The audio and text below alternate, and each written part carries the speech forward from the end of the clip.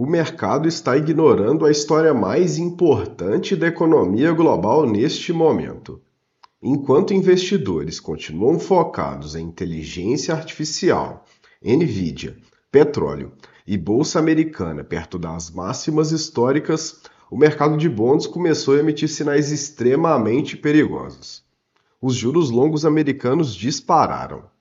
A Treasury de 30 anos ultrapassou os 5%.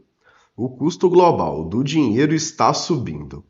E o mundo começa a entrar em uma nova era macroeconômica. Uma era de juros estruturalmente mais altos, inflação mais persistente e dinheiro muito menos barato. E se isso realmente estiver acontecendo, muita coisa muda.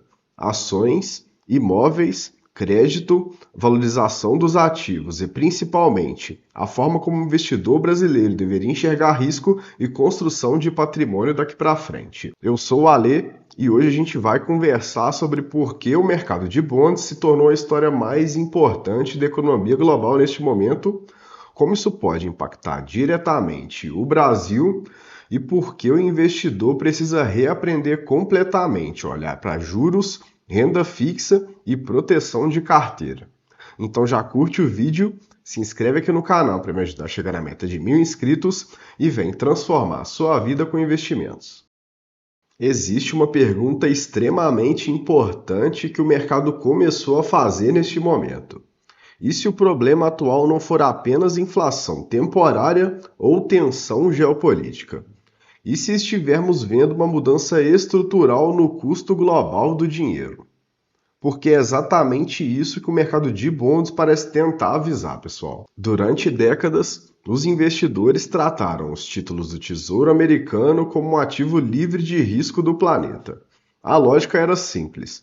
Os Estados Unidos sempre conseguiriam financiar sua dívida, imprimir sua moeda e manter estabilidade suficiente para sustentar o sistema financeiro global. Só que agora o mercado começou a exigir um prêmio muito maior até mesmo para carregar dívida americana de longo prazo. E isso é enorme, pessoal. Quando o Treasury de 30 anos ultrapassa 5%, a gente não está falando apenas de um juro mais alto. Estamos falando de uma reprecificação global do risco soberano. O mercado olha para a inflação persistente, déficits gigantescos, envelhecimento populacional, aumento dos gastos militares, guerra comercial entre Estados Unidos e China, desglobalização e trilhões necessários para financiar inteligência artificial e transição energética. Tudo isso exige capital. Tudo isso pressiona a inflação. Tudo isso aumenta o custo estrutural do dinheiro. Nos anos 80, Paul Volcker precisou levar os juros americanos para níveis extremos para controlar a inflação. Em 2022, o Reino Unido viu uma crise violenta no mercado de guilds por conta de perda de confiança fiscal. O mercado de bonds costuma reagir rápido quando começa a enxergar descontrole. Durante muitos anos, os investidores acreditaram que governos poderiam expandir dívida indefinidamente sem consequências relevantes, porque a inflação estruturalmente baixa justificava juros baixos. Só que agora essa percepção começou a mudar. E se o mercado concluir que o mundo entrou em uma nova era de inflação mais persistente e juros estruturalmente maiores, o custo do capital global inteiro precisará ser reprecificado. Existe um ponto extremamente desconfortável nessa discussão toda, principalmente para investidores que começaram a investir depois de 2008.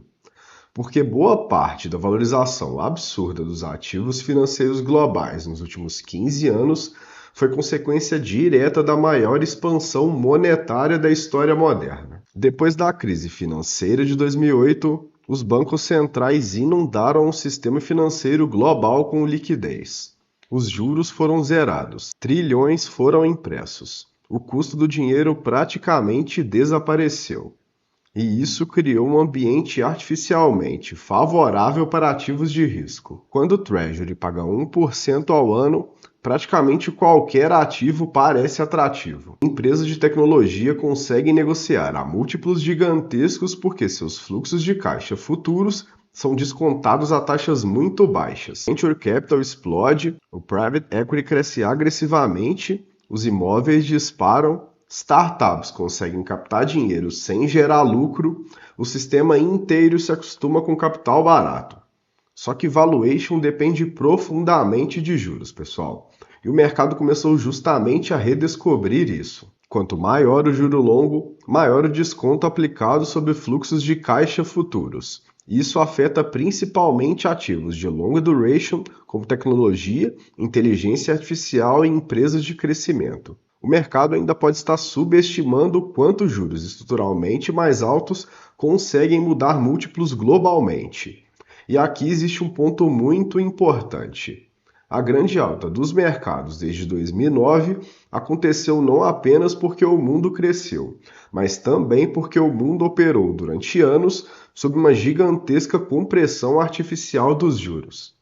Se estivermos realmente saindo da era do dinheiro quase gratuito, os investidores precisarão reaprender completamente como precificar risco. Existe uma diferença enorme entre o mundo pós-2008 e o mundo atual. Depois da crise financeira, os bancos centrais tinham liberdade total para salvar os mercados. O problema era relativamente simples: crescimento fraco e inflação baixa. Então bastava cortar juros, imprimir dinheiro e estimular a liquidez sempre que necessário. Os investidores passaram mais de uma década acreditando que qualquer crise relevante seria combatida com juros baixos e impressão de dinheiro. Só que agora o cenário é muito mais desconfortável, porque o mundo entrou num conflito entre inflação persistente e fragilidade econômica. E esse é o pior cenário possível para bancos centrais. Se a inflação continua pressionada, o Fed perde capacidade de salvar os mercados. Mas se ele não salva, os ativos de risco sofrem. Esse é um dos principais motivos por trás da ansiedade atual no mercado de bonds. Os investidores começaram a perceber que o famoso Fed Put ficou muito mais fraco. Os bancos centrais não conseguem mais simplesmente zerar juros e imprimir trilhões sem gerar consequências inflacionárias relevantes. Isso muda completamente a percepção de risco global, pessoal. Durante muitos anos, os mercados viveram acreditando que liquidez infinita resolveria qualquer problema econômico. Só que agora o custo dessa liquidez ficou muito mais alto. Agora deixa eu trazer essa discussão para o Brasil porque aqui está uma das partes mais importantes do vídeo. O Brasil nunca resolveu estruturalmente a sua questão fiscal. Durante a era do dinheiro barato, isso ficou parcialmente mascarado porque existia liquidez global sobrando. O capital precisava buscar retorno em algum lugar, então emergentes eram beneficiados quase automaticamente. Só que agora a lógica mudou completamente. Se o investidor consegue ganhar mais de 5% ao ano em dólar carregando treasuries americanas, por que ele aceitaria carregar risco Brasil sem exigir um prêmio muito maior? E é exatamente isso que começa a pressionar violentamente a nossa curva longa. O mercado olha para o Brasil e vê crescimento estrutural baixo, produtividade limitada, dívida crescente, forte indexação da economia, gastos obrigatórios enormes e enorme dificuldade política para ajuste fiscal. E aqui existe um conceito extremamente importante que pouca gente explica de maneira clara: reflexividade fiscal. Porque o problema fiscal brasileiro consegue se retroalimentar. O mercado exige prêmio maior, os juros sobem, o custo da dívida explode, o déficit piora, a percepção de risco aumenta e, por fim, o mercado exige prêmio ainda maior. Isso é extremamente perigoso, pessoal. Isso pode ser justamente um dos maiores riscos do Brasil no mundo de juros globais estruturalmente mais altos. Porque o Brasil depende muito de fluxo estrangeiro para estabilizar ativos locais, bolsa, câmbio e financiamento da dívida pública. Se o capital global começa a preferir treasuries pagando yields elevados em dólar, emergentes naturalmente sofrem mais pressão. Isso significa um ambiente potencialmente mais difícil para emergentes. Câmbio pressionado, múltiplos mais baixos na bolsa, custo de capital elevado por mais tempo e crescimento estrutural mais fraco. Existe um erro gigantesco que muitos investidores cometeram nos últimos anos: acreditar que renda fixa longa significa necessariamente segurança. E os últimos anos foram provavelmente a maior aula de duration das últimas décadas. Quando os juros começaram a subir agressivamente, muitos títulos longos sofreram quedas brutais na marcação a mercado. Muita gente ficou chocado ao descobrir que renda fixa pode cair 30%, 40% ou até mais. Em 2023, vários bancos regionais americanos quebraram justamente porque carregavam duration longa no ambiente de juros disparando. Só que isso acontece porque duration longa funciona quase como volatilidade macroeconômica. Quanto maior o prazo do título, maior sua sensibilidade às variações de juros. Um título curto sofre relativamente pouco quando a curva se move. Agora, um bonde de 30 anos pode oscilar violentamente, pessoal. Pequenas mudanças nos yields conseguem gerar movimentos gigantescos nos preços. Foi exatamente isso que destruiu ETFs longos americanos nos últimos anos.